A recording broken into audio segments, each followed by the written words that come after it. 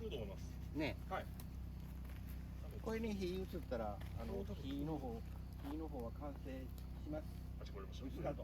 かしこまりました。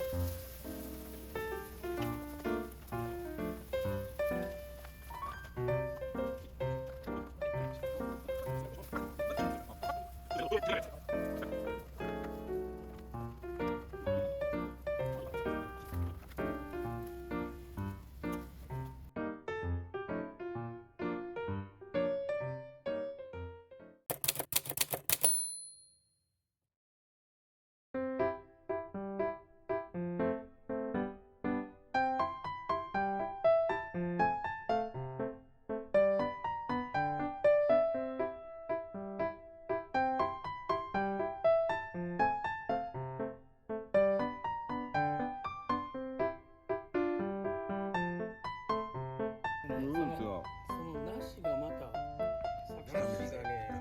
梨が味変するのよ。いいですね。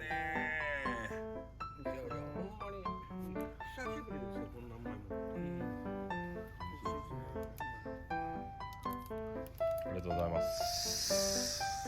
家の近くだっ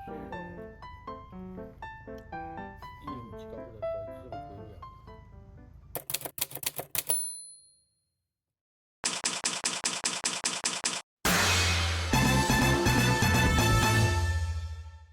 お願いします。はい。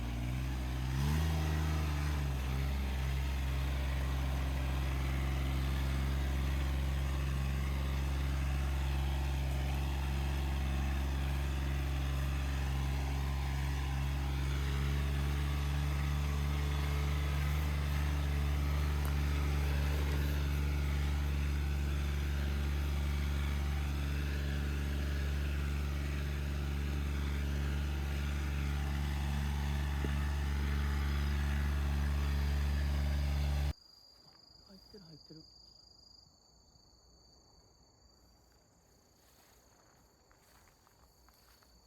自生の栗の木とかあるよね。